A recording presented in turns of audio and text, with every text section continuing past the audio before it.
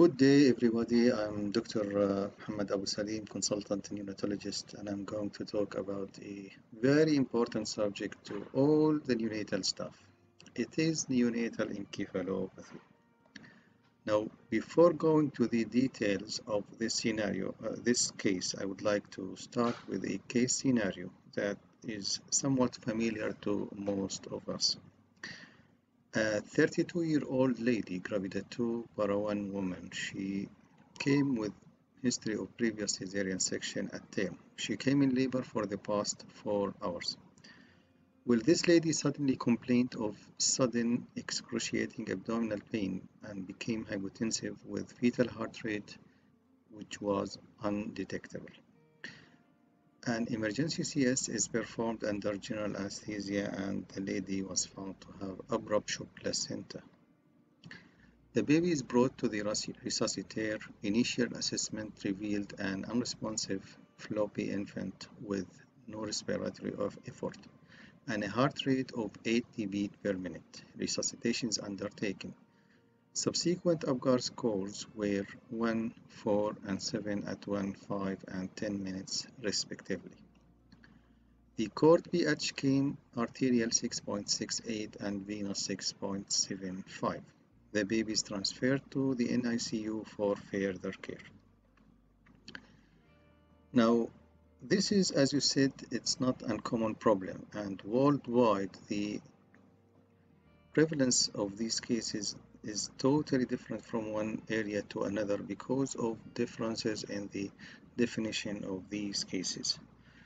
For example, in one study it was found that birth asphyxia accounts for 24% of neonatal deaths and around 800,000 deaths annually under the age of 5 years. It's not only the deaths, but also the long-term morbidities. Those babies, most of the time, they will suffer from cerebral palsy, epilepsy, and even sensory deficits. Through my lecture, I'm going to standardize the definition of neonatal encephalopathy. I'm going to talk about the epidemiology of these cases, some possible etiologic causes, how to diagnose hypoxic ischemic encephalopathy, what's the pathology behind these cases, and how to assess neonates, how to intervene. We're going to have a talk about therapeutic hypothermia and then how to do counseling and follow up to these patients. Well, probably you've heard lots of names for this condition. We used to call them long ago as perinatal asphyxia, sometimes perinatal depression, and many times we call them hypoxic ischemic encephalopathy, and less likely neonatal encephalopathy. So which definition or which term you are going to use, this depends on what we are going to present in the next few slides. Before going in details to differentiate between neonatal encephalopathy or hypoxic ischemic encephalopathy, I would like to remind you that hypoxia itself is defined as the reduced amount of oxygen delivered to tissues. It's unlikely to cause encephalopathy or brain injury in the fetus or newborn infant, while hypoxemia is the reduced oxygen concentration in blood associated with hypoxia, but unlikely to cause brain injury if cerebral blood flow is adequate. If we consider the hypoxemia ischemia together, which indicates reduced amount of oxygen and inadequate volume of blood delivered to tissue, it can cause brain injury if delivery of oxygen and glucose falls below critical levels. You can see here that we are talking about measurable definitions. We are talking about oxygen that should be measured. We are talking about blood flow or adequacy of blood volume delivered to the tissues, which we rarely do it in these cases. If you go to the last paragraph or last definition, it's about asphyxia. It's defined as marked impairment of gas exchange leading, if prolonged, to progressive hypoxemia, hypercapnia, and significant metabolic acidosis. Now, these lines are important. The Term asphyxia, which describes a process of varying degree or varying severity and duration rather than an endpoint, should not be applied to birth events unless specific evidence of markedly impaired intrauterine, intrapartum, or immediate postnatal gas shows this. What about the term perinatal depression? Surprisingly, perinatal depression has nothing to do with the neonate himself. Is defined as an episode of major depressive disorder occurring either during pregnancy or within the first 6 months postpartum. So this term should solely be used to the mother who has depression rather than using this to a depressed or encephalopathic baby. Now, again, as important slide or last slide for neonatal encephalopathy versus hypoxic ischemic encephalopathy.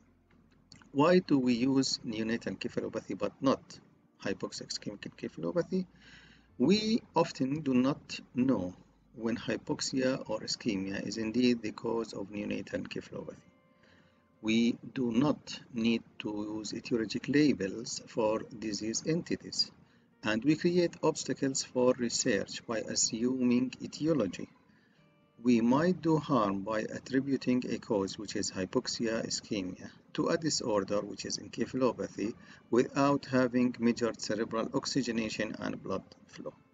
So from now on, please do not use HIE, instead use neonatal encephalopathy. Last paragraph, last slide in the definition is neonatal encephalopathy is defined as a condition occurring in babies born over 35 weeks gestational age in which there is disturbed neurological function. Now, some definitions go down to 34 weeks. It is still acceptable. While the term neonatal encephalopathy should be used where no definitive etiologic diagnosis is known, and hypoxic ischemic encephalopathy where clear diagnosis of hypoxia ischemia is known to have led to the neonate's clinical state. To make it final, we are following the ICD-10 coding, which gave the code P91.819 to the neonatal encephalopathy, which is unspecified. Regarding the epidemiology, you will see that it is variable from one area to another because of the problem in definition and severity of these cases. But in one study, it was found that the incidence of neonatal encephalopathy in developed countries is around 3 per 1,000 live births, and it is estimated that HIE is about 1.5 per 1,000 live births. So if HIE is not the cause for neonatal encephalopathy, what are the possible other etiologies? Now, we have lots of acquired conditions that can result in neonatal encephalopathy, such as congenital infections, meningitis, hemorrhage, ischemia, or ischemic or hemorrhagic stroke. Some genetic syndromes, like any other syndrome, some genetic syndromes or isolated gene conditions can be a cause. Some neurometabolic disorders. Sometimes we don't have what's called the double-trouble pathologies. When you have a primary pathology leading to hypoxia ischemia, which leads in its turn to neonatal encephalopathy. In other words, the primary pathology is not the hypoxia ischemia, which by itself is a result of other pathology. It can be also due to neonatal epilepsy syndromes, and it can be also due to non-accidental injury. Now, to make it clear that lots of causes are there, this is a list of many metabolic or genetic disorders in which neonatal encephalopathy may occur. You can see how long the list is, which indicates that you need to look for a genetic cause or to exclude a metabolic cause before attributing this to hypoxia ischemia solely. When exactly do you need to look for these genetic causes? If the baby is having dysmorphic features, if you observe abnormal findings like abnormal head circumference, in some neonates with other congenital anomalies, if you have prolonged hyperbilirubinemia, if you have metabolic abnormalities that are especially refractory, and in particular, for example, hyperammonemia, if you have brain images which indicate other pathologies, also look for genetic causes for neonatal encephalopathy. For this and for other reasons, the American Academy of Pediatrics, in addition or in collaboration with the American College of Obstetrics and Gynecologists, carried out their first task force in 2003. During that task force, they were able to put essential criteria that should be there in order to consider hypoxic ischemic encephalopathy as a cause of neonatal encephalopathy. These essential criteria, as you can see, two of them only are neonatal in neonatal period, while other two will come later. In the neonatal period, you have to look for metabolic acidosis with a pH less than 7 and a base deficit more than or equal to 12. And there should be early onset severe or moderate neonatal encephalopathy in an infant born after 34 weeks gestation. While later on, these babies should have cerebral palsy of the spastic, quadriplegic, or dyskinetic type, and you have to exclude other causes as mentioned in the previous slides.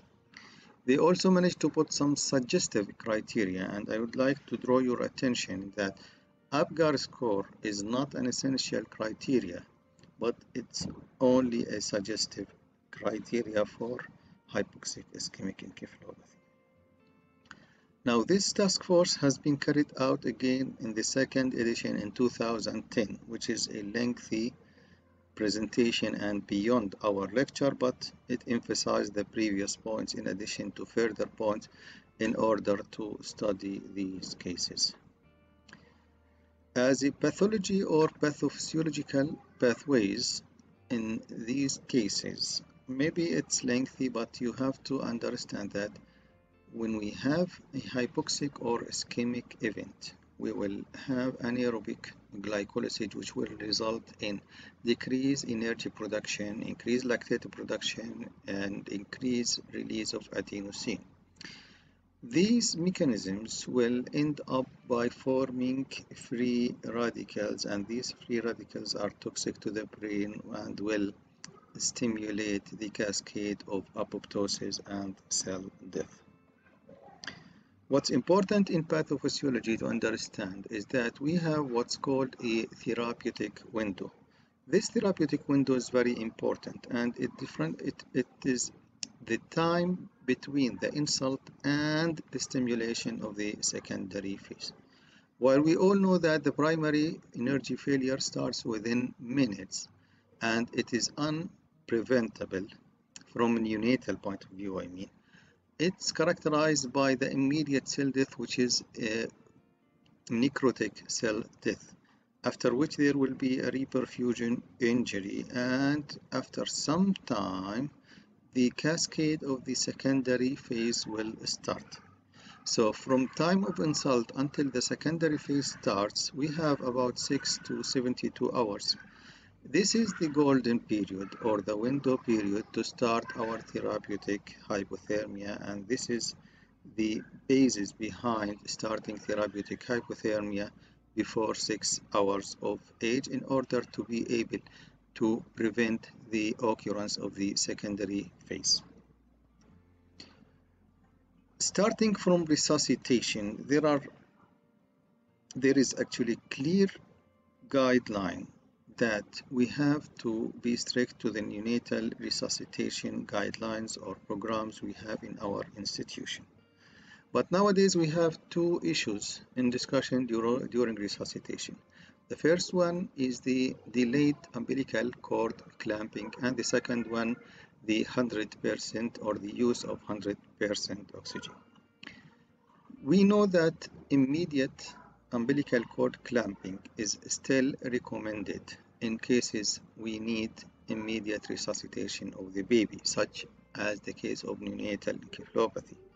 Now, the animal researchers found that immediate umbilical cord clamping prior to resuscitation may even exacerbate injury.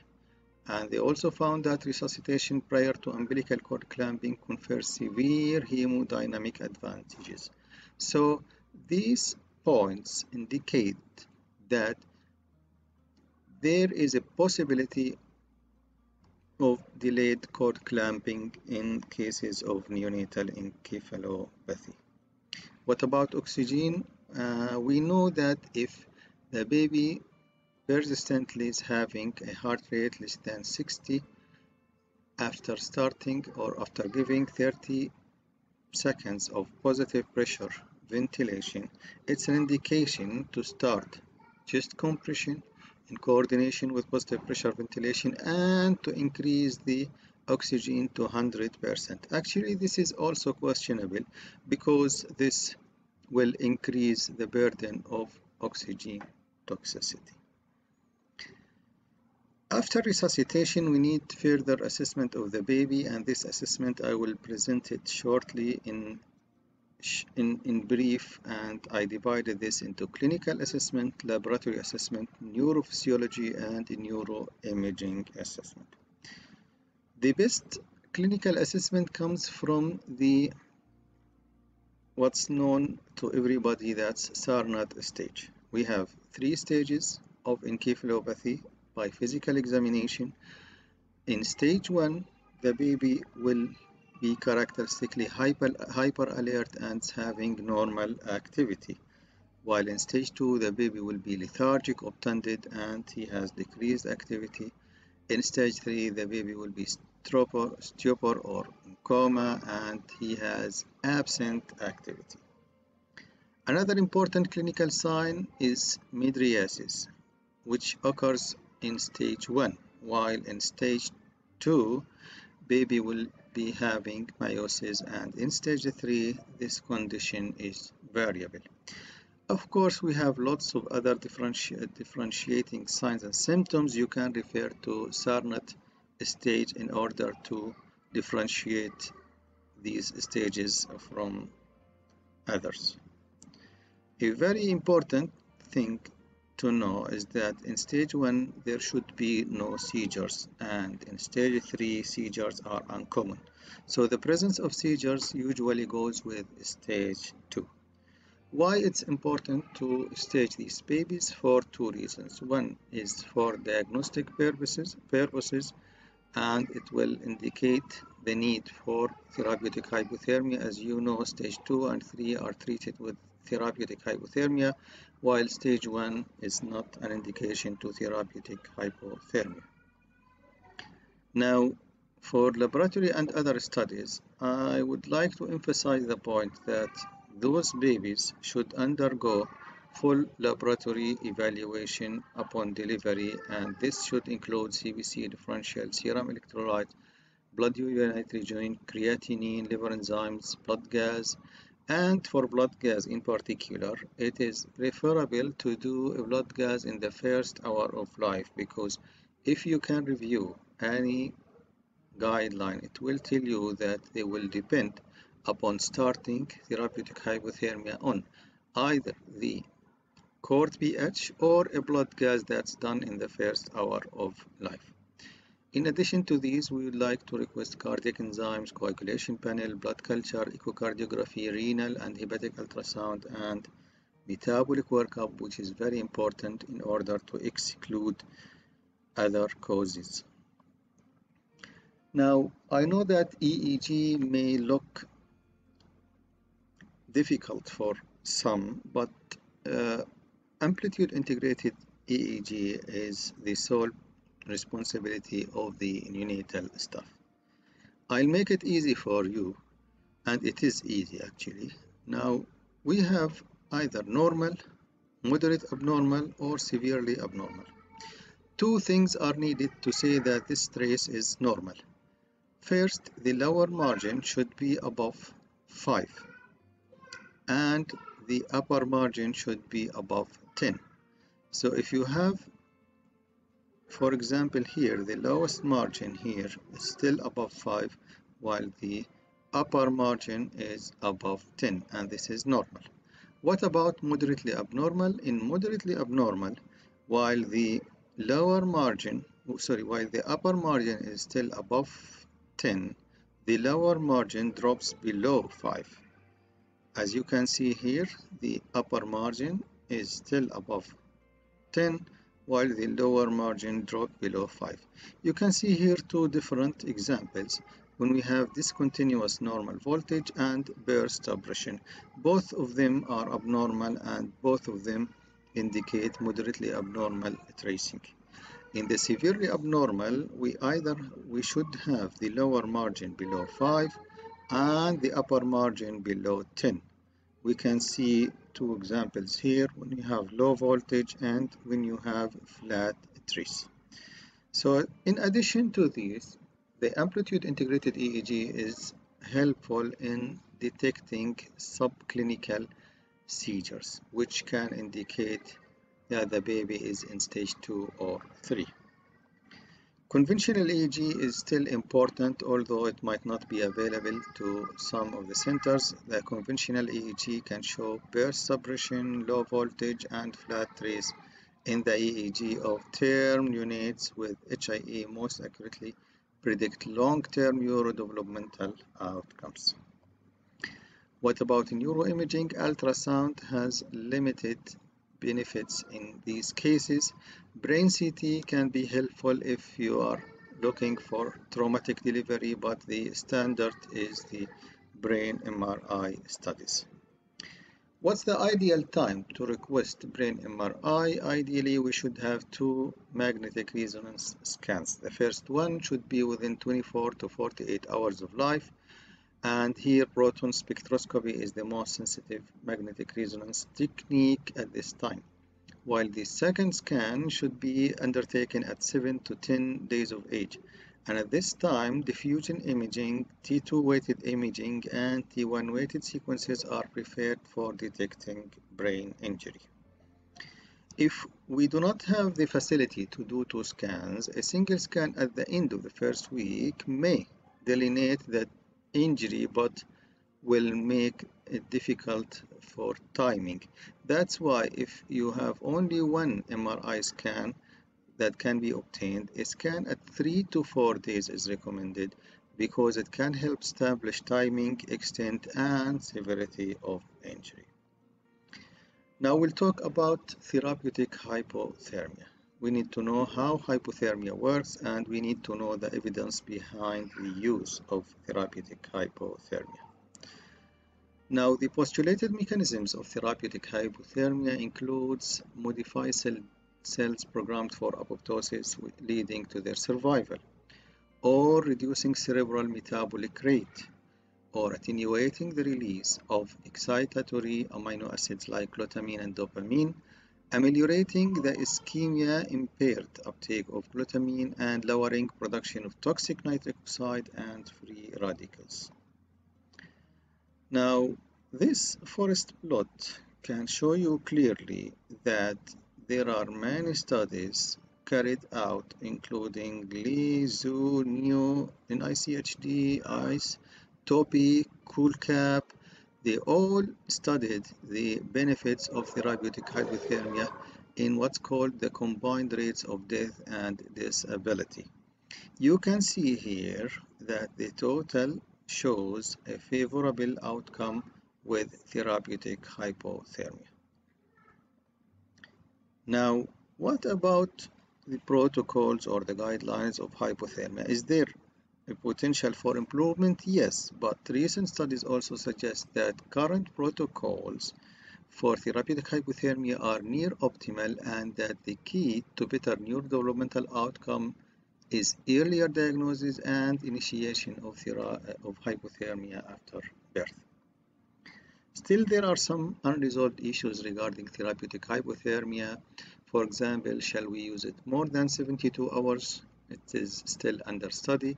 Now, we go down to temperature of 34.5 degrees Celsius So if we go deeper, is this beneficial or not? Still, this one is under study.